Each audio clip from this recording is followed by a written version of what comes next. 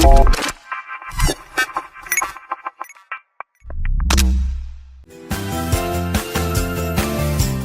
everybody, this is Sherry Winn with another edition of Olympic Minds Leadership Beyond Limits. So this is a podcast for those people who are interested in being the leader of leaders, the visionary of visionaries. It's for people who want to go beyond mediocrity into mastery, and for people who are looking for significance, not just success, but significance. They really want to move forward. So this is not about theory. This is grit-tested, heart-proven, and results-driven podcast from people who are leadership experts like Andrew Ting that I'm welcoming today. He's a lawyer, he's an entrepreneur expert, he has taught law, he's taught entrepreneurship, he's led teams in all kinds of different places, but I'm going to let Andrew introduce himself. Go ahead, Andrew. Sherry, thank you so much for inviting me. It is an honor to be invited. I've always respected your brand of leadership, your writings on leadership. It's just great to be back together again. So who am I? It's kind of complicated question. So I'm a lawyer. I've also led legal, compliance, government affairs, privacy, security, finance, accounting teams at various companies,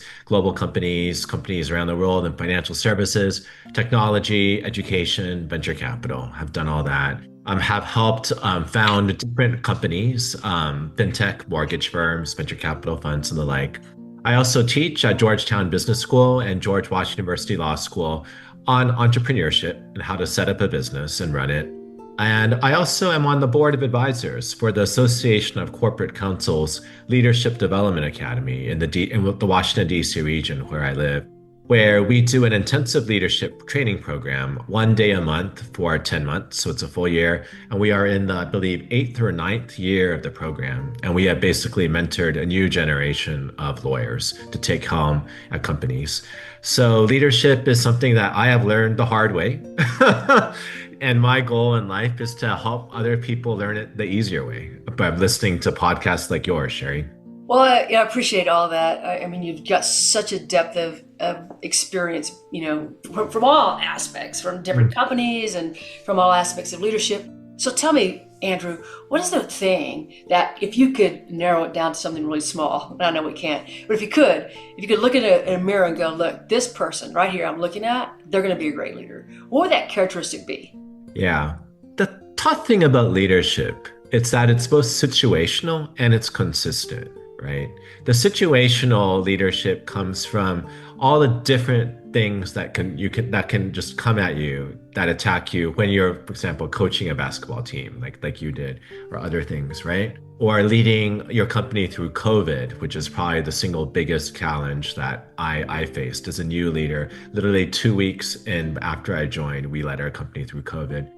Leading a growing company and a small team versus leading an established company of bureaucracy. So I think a lot of leadership is just looking around and figuring out what are the dynamics of the situation, who is the team, who should be the team, what's there and what's not there, right? Ask the questions about what's missing and what should be there, manage the moment, but also think ahead and think about the big picture, not just what's on the page or what's on the budget or the quarterly forecast, whatever, but what are the trends that you don't see that are really important as well.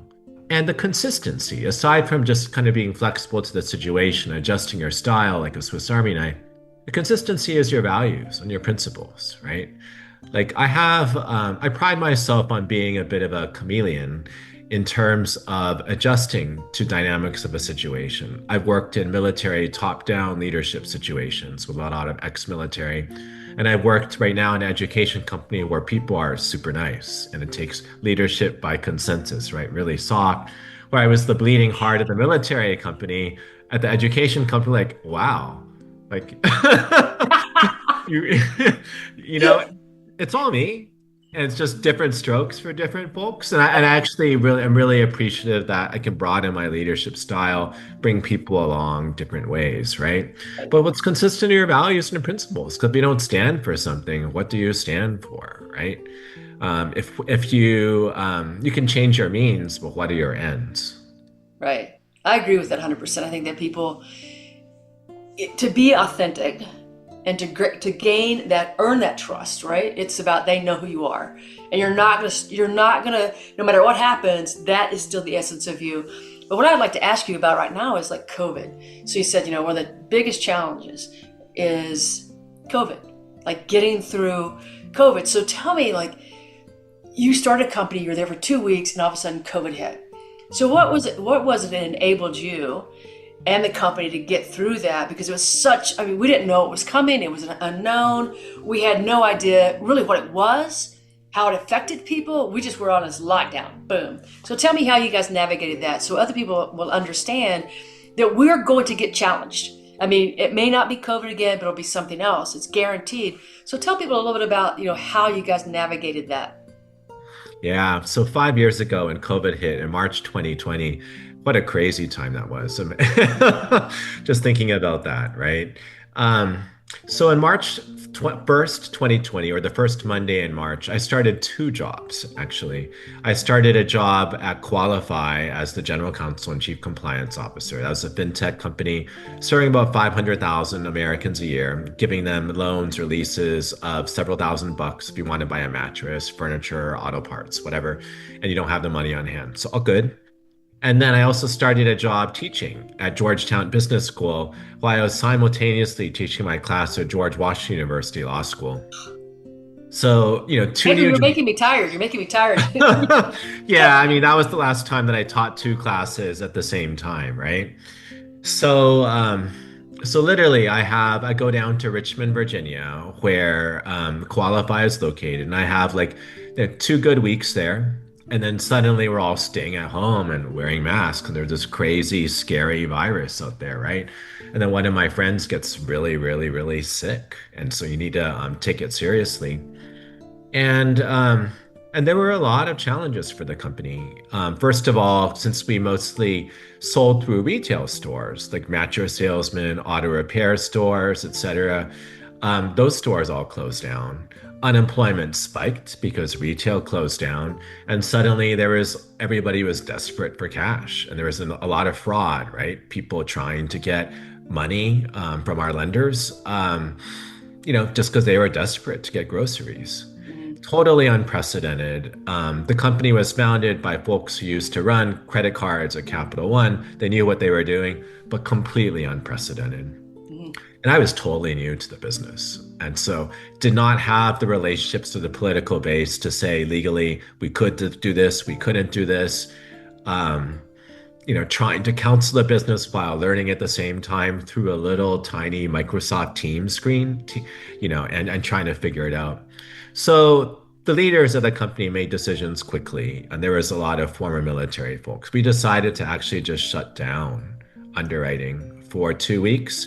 Just so you know, there's just too much uncertainty in the business. We know our business is to make money through helping folks, but this is just crazy. And our retail stores don't know what's going on, and we don't either. So we will recalibrate, pull back, get some information, and then once we figure out our underwriting, who can responsibly lend or lease to, we'll open it back up. But we just need to play for time, figure out what the situation is, instead of getting ourselves deeper in the hole and making loans or leases with all this fraud going up, with people just desperate to fill out what an application to put food on their table.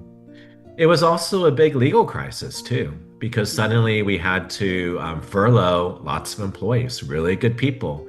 But, what do we do with our office space, our facilities, right?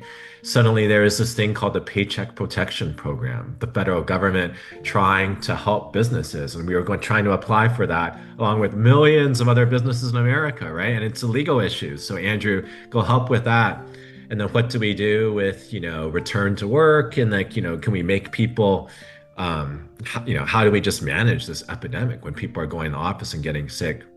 So one way to establish credibility as a leader is through a crisis management. I'd prefer that the crisis not occur on week 3 of the job before you really know what's going on. But the crisis was a good opportunity for me to come in and say, everybody recognized something big was going on. Say, look, I don't have all the information. I'm going to be square with you, but these are the factors I see. Let's talk about it. Here's my recommendation. Most of the time, people are like, fuck, sorry, I'm not sure if I'm allowed to swear. This is a tough situation. Quickly move through it and then say, okay, let's do this. We will adjust as needed, right? So we're not committed to one thing. The situation is rapidly evolving, and we'll figure it out. So really tough situation. Stabilized after maybe 6 months with a lot of bumps as we went through various waves of retail closures.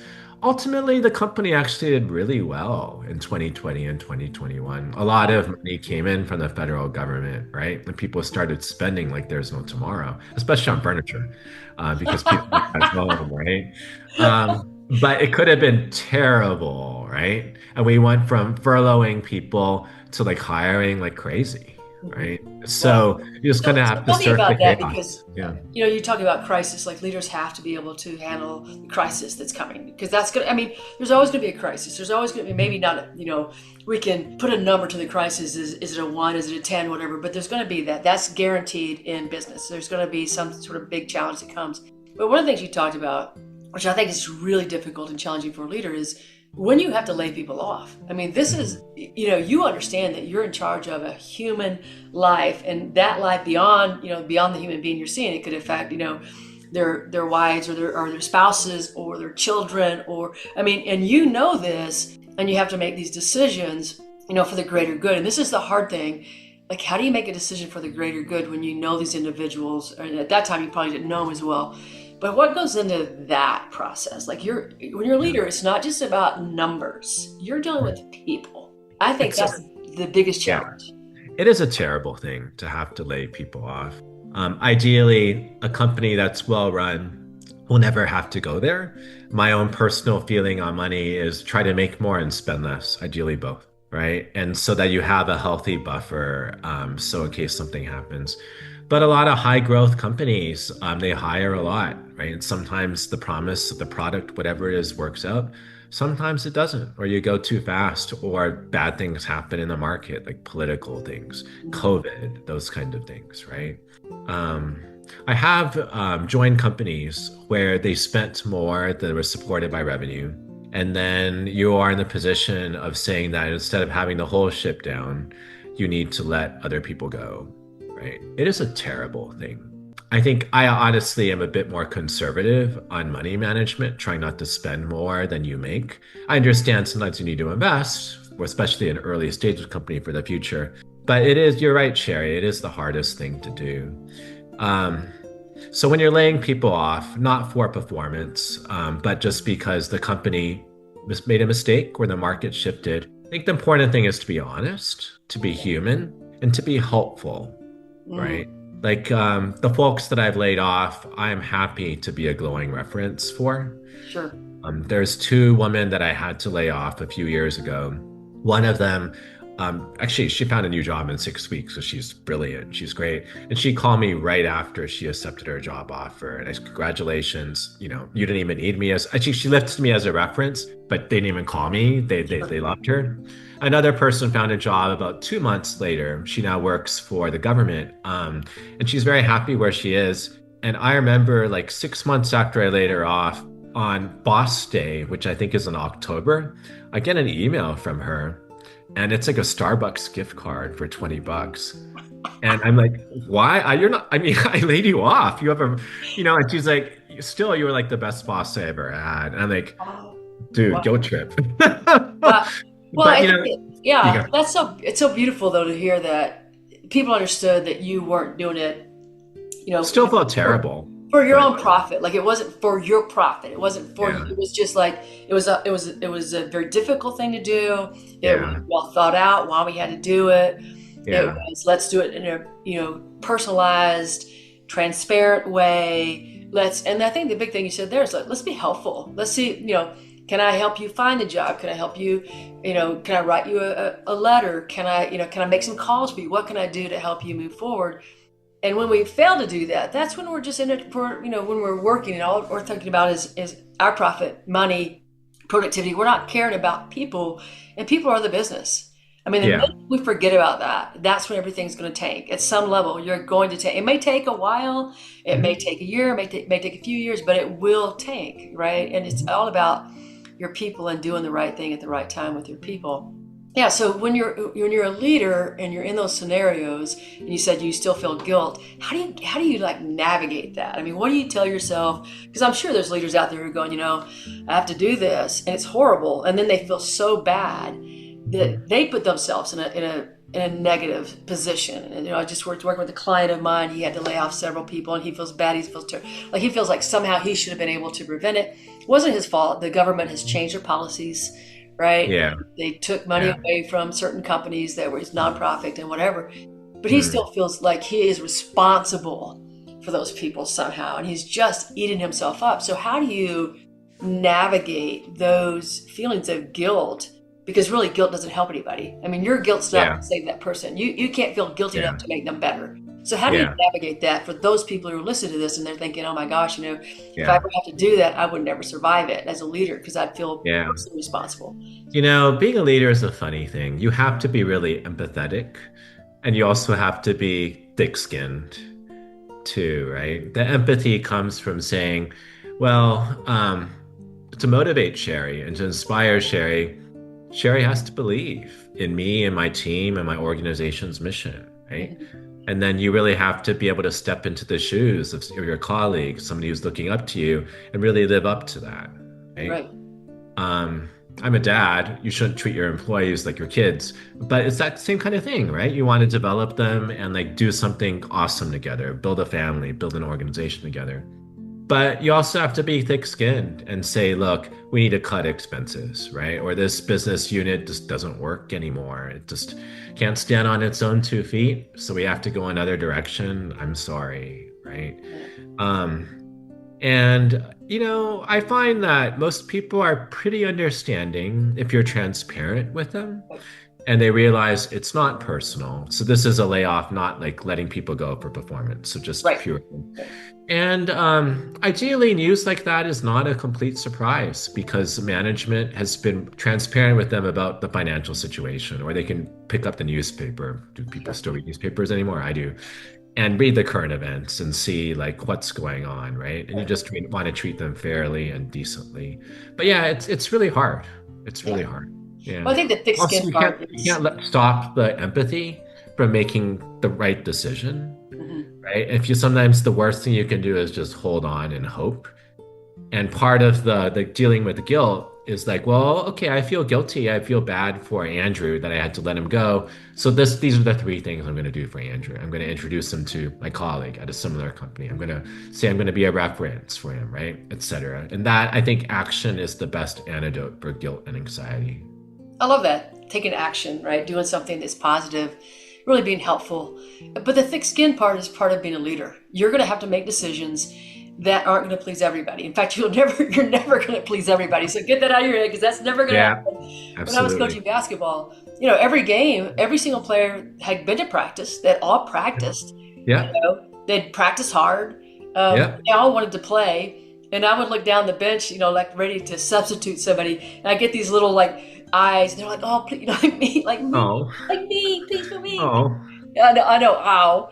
And so I'd have to be able to just, think what's the best for the team right now in this moment to help us win.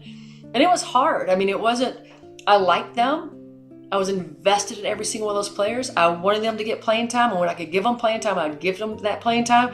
But it was for the greater good. And I think that as a leader, you have to have the mission for the greater good. And that doesn't mean you. I mean, it means the greater good of all the people who are working for the company, right? Or for the company so the company survives so that you can bring back people into the company and help more people. Because you said you were able to hire back some of the people, right? I was. Yeah, you were they came able back. to. Yeah. And so if you wouldn't have made those choices, though, you would have taken the whole company down, and then that would help nobody. So it's really about that Olympic level mindset. Is I think you said, you have to have empathy, and yet you have to have that thick skin. It's that duality. And so, living in that duality is kind of hard. It is really hard. You have to still, I'm sure that you've had to punish your child at some point or another. Discipline, I don't say punish, that's a bad word. Discipline your child when, you love the child and you want your child to succeed. But if you don't teach them the lesson, that's where that thick skin comes in, right? So it's the greater good. So if you can think about that in terms of that, the greater good, then maybe that's helpful. But I know a lot of people that, and I think if you don't feel, Andrew, if you don't feel guilt, then there's something wrong with you. If you don't feel that hurt or whatever. Yeah. So tell me, what are some of the things that you do that help you? I know you're a runner. So what are some of the things that you do that help you just keep that level positive mindset that enables you to come to work and do the things they're in the for the balance of the highest good. And when I mean the highest good, I mean for all the people involved. But how do you keep yourself in that place of being positive, being resilient, being at your best? I know running is something you do. And what else do you do to keep yourself there? Or talk to Yeah. us about running and how that helps you. There's a really good Harvard Business Review article called The Making of a Corporate Athlete. And I read it about 15, 20 years ago, and it stuck with me really hard. It basically says that, look, in the business world, you're like an athlete, right? You have meetings 8, 10, 12 hours a day. You're flying everywhere, sometimes like eating like crap, huge anxiety, etc. And people do that. Like athletic careers can last maybe 5, 10 years if you're lucky, right? But corporate athletes need to go for 30, 40 years sometimes. So how are you going to take care of yourself so that you can actually sustain that level of performance, right? And when I was younger in my 20s, like I've never pulled a full all-nighter. But yeah, I did have to stay up to like 3 a.m. in the office, sleep for 2 hours on the floor, get up again and do that. And I could eat like junk, eat junk and still be okay. In my 30s, I started to feel that I was starting to slow down, right? I was trying to gain a little bit of weight. I still can wear like my suit that I got when I was 17. I wore it this weekend, actually. Wow, But good for you. yeah, well, running helps. Discipline of eating helps.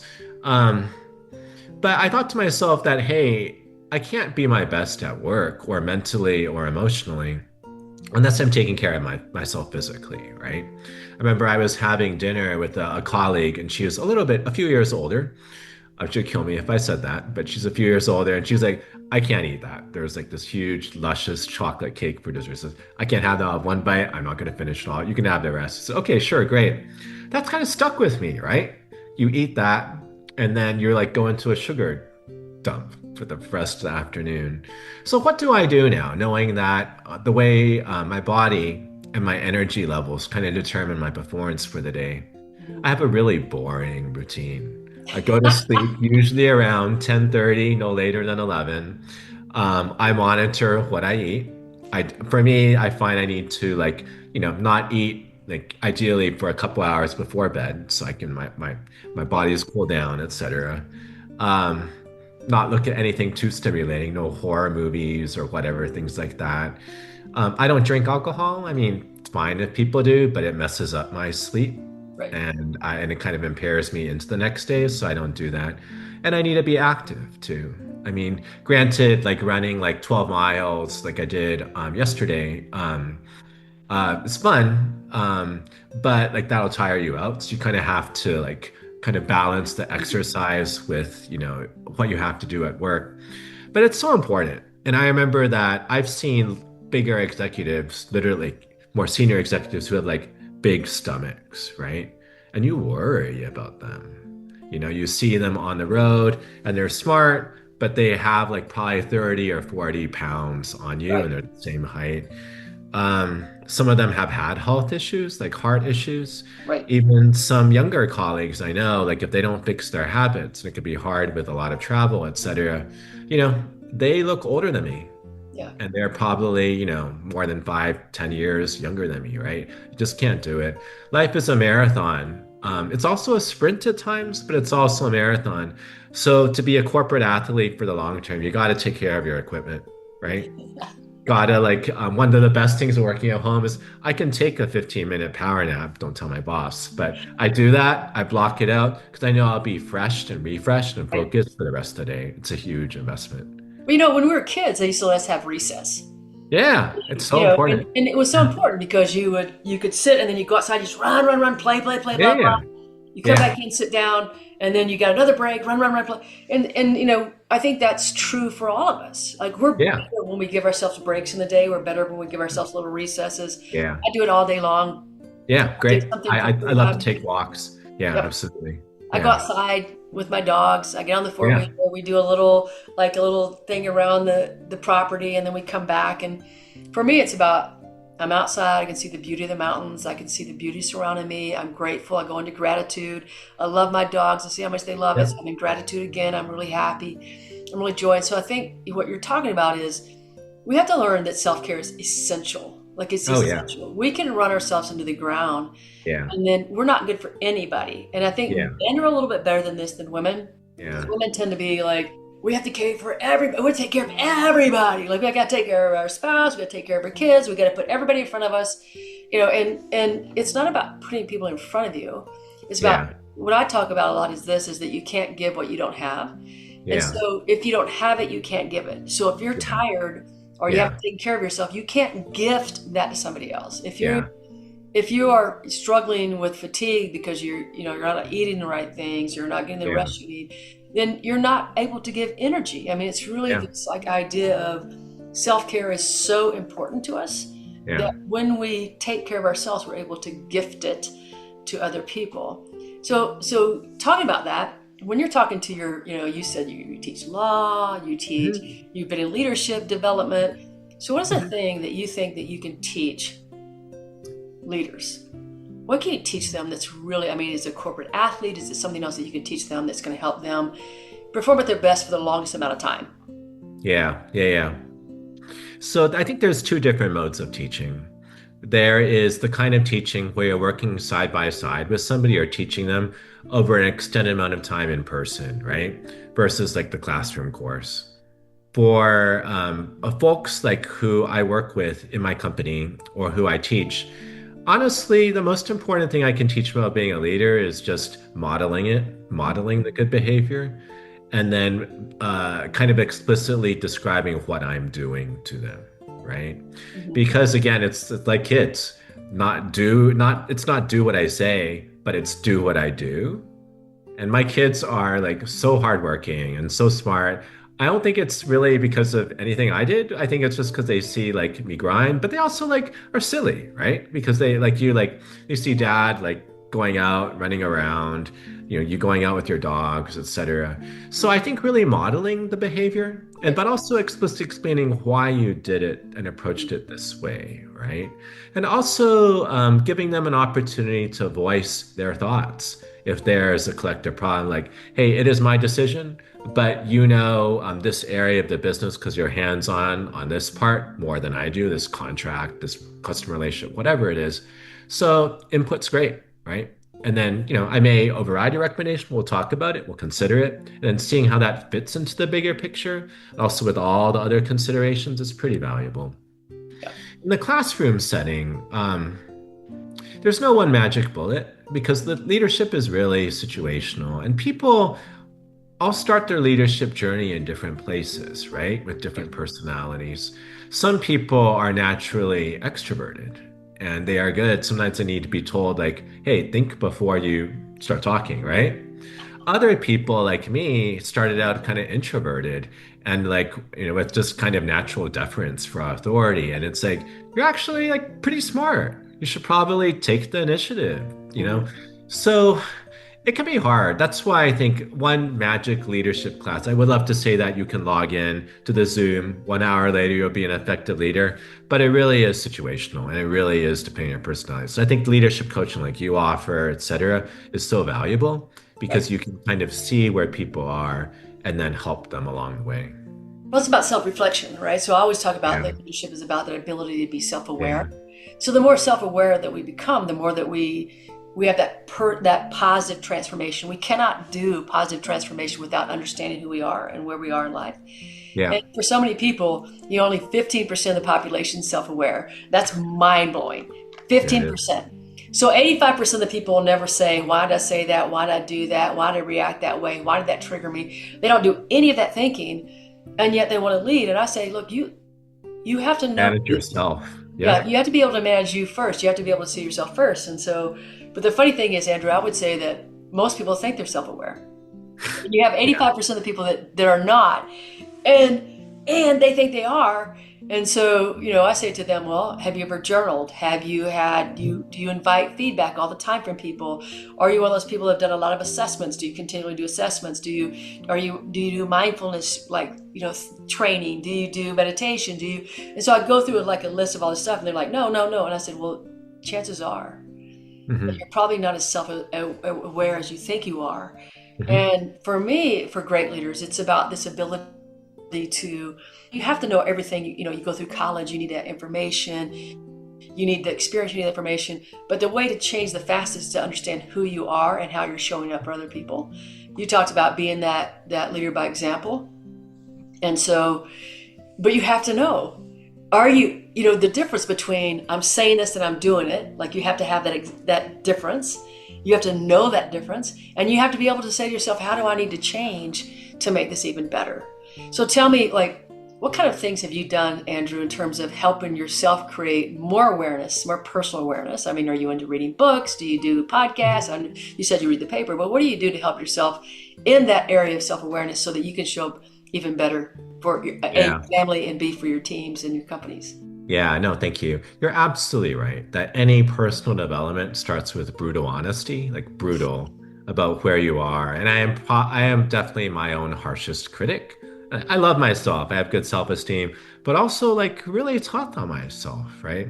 And a lot of good leaders I know are far tougher on themselves than other people are, right? But that's what drives us to be great. Not necessarily the most healthy relationship. You also have to celebrate your successes and not see the next gold medal, like just because there's always another rung on the ladder or gold medal or whatever, right?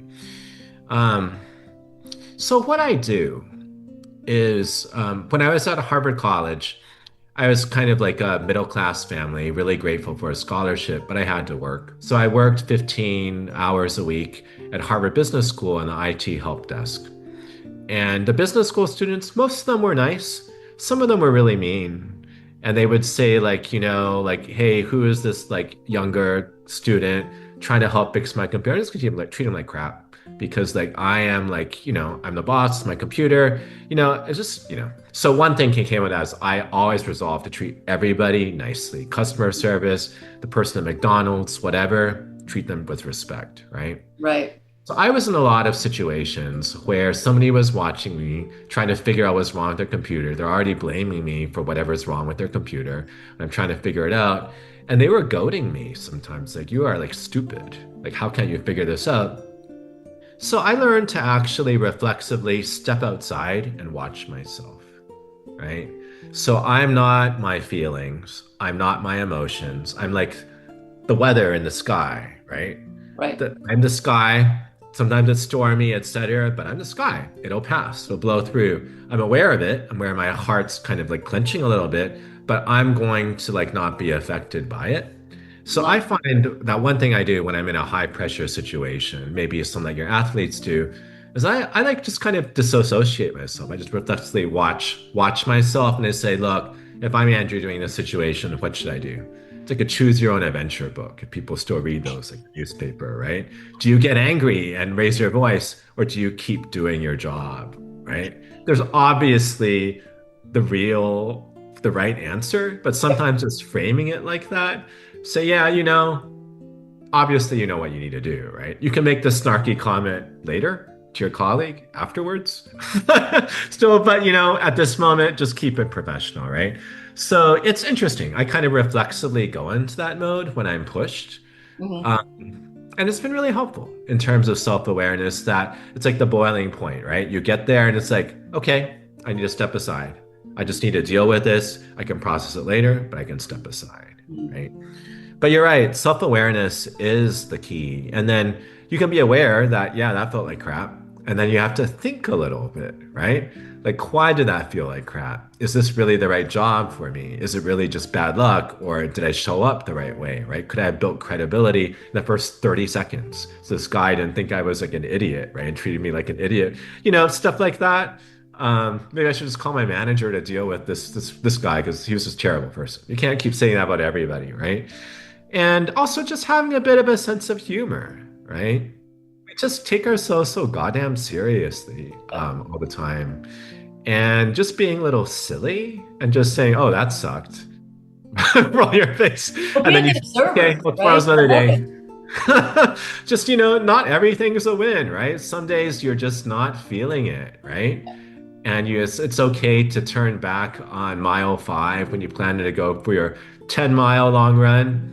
And you're like, you know what? I'm just not feeling it today. Right? Like it's like way too hot and humid in DC. I can't do it. And you just go home. Yeah. Well, I love the idea of being the observer, like like stepping outside yourself hmm and watching, hmm and just with curiosity and not judgment, so that hmm you have that way forward afterwards.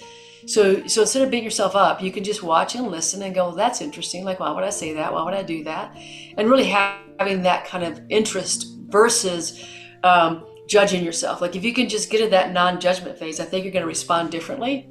I had this interesting thing that just happened. So my mother is 86, and so she's a little bit older. Her mind's not quite working the same level, but she's always been a very reactive person. I had to learn not to be reactive. And she left this very mean voicemail on my, and I was like, what is this about? I don't even know what this is about. And so I texted my sister. I said, "What? Do you know anything about like what's going on with mom?" She's like, "No." And so I called her. I'm like, "Hey, mom, how you doing?" And she was silent for a long time. I go, "Well, I had a really great time. It's great, blah blah blah." And she goes, "Well, why did you do that?" And I go, "Mom, I don't know. Do what? Help me understand what happened here." "Well, you left a voicemail." I said, "I did."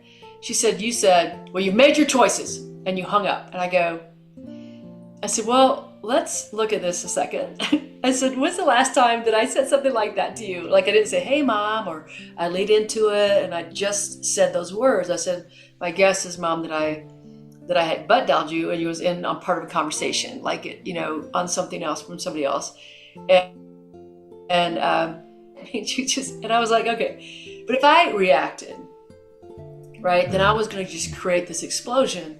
And so I was able to separate and go, I'm so sorry that first of all, I was like, "I'm so sorry you had to go through that you thought that I would do that. Like, I'm really sorry that you spent a few days in this mode, because I was out in the wilderness. I had no internet. I'm really sorry that you felt that way. Yeah. Yeah. Yeah. Let's kind of examine this. Like, for the last 30 years that you've hmm known me, have I done anything like that?" She goes, "Well, no." Yeah. I said, "Well, then it's probably not true. So just for you to understand, like, I've done a lot, like, Mom, I do communication. Like, this is one of the things I teach people. I teach people communication. I've been through tons of therapy. I've written books on it. Like, this is probably not me, right?" hmm And hmm I didn't tell her she should have called me about it or what she should have done. I just said, "I'm so sorry you had to go through that." But that's the observer, right? That's hmm when you're able to step into something. You don't make judgment against the other person. You're curious. You're able to have a conversation versus just jumping in with reaction. So, last question. I think that, we're talking right now, it's about wisdom. So wisdom is knowledge versus experience, right?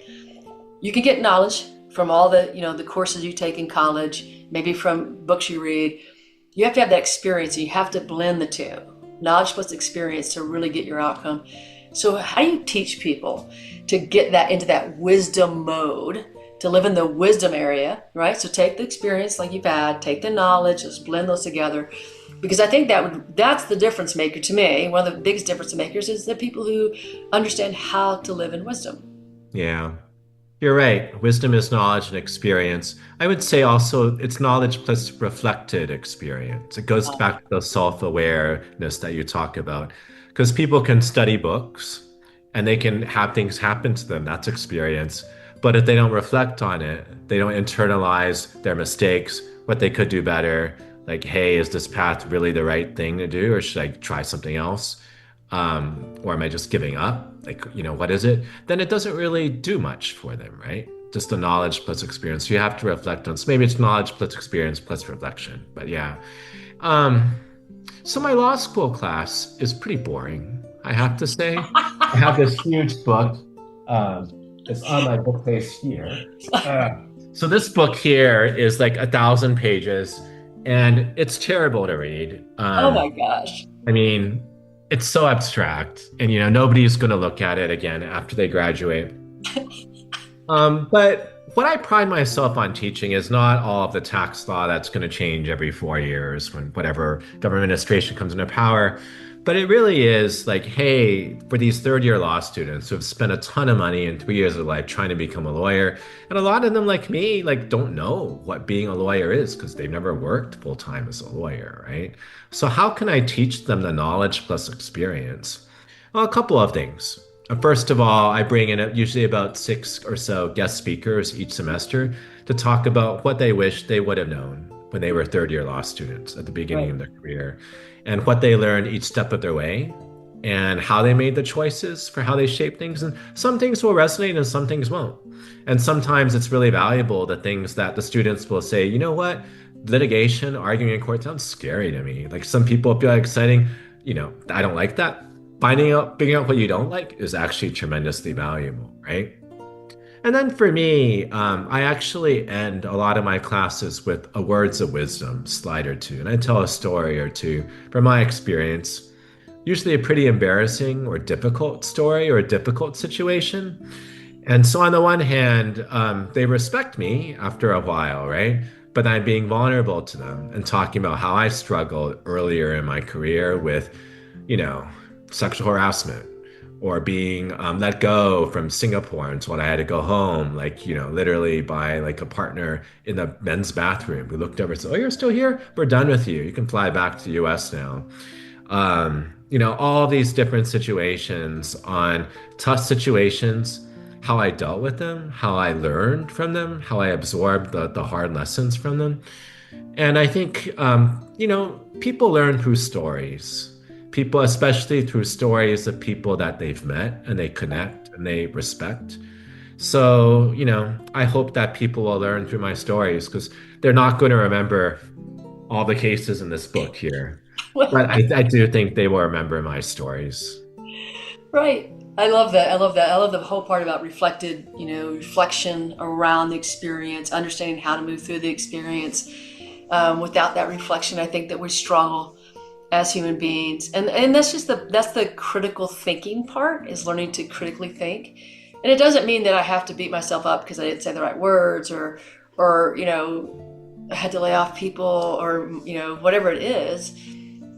It's just about learning. How can I turn this into learning? How can I turn this into something that's going to be better for me? Well, Andrew, this has been amazing. I think that you have so much great insight to share with people who want to be leaders, who want to be the Olympic level leader, who understand it's way beyond just, get up the ladder as far as you can, as fast as you can.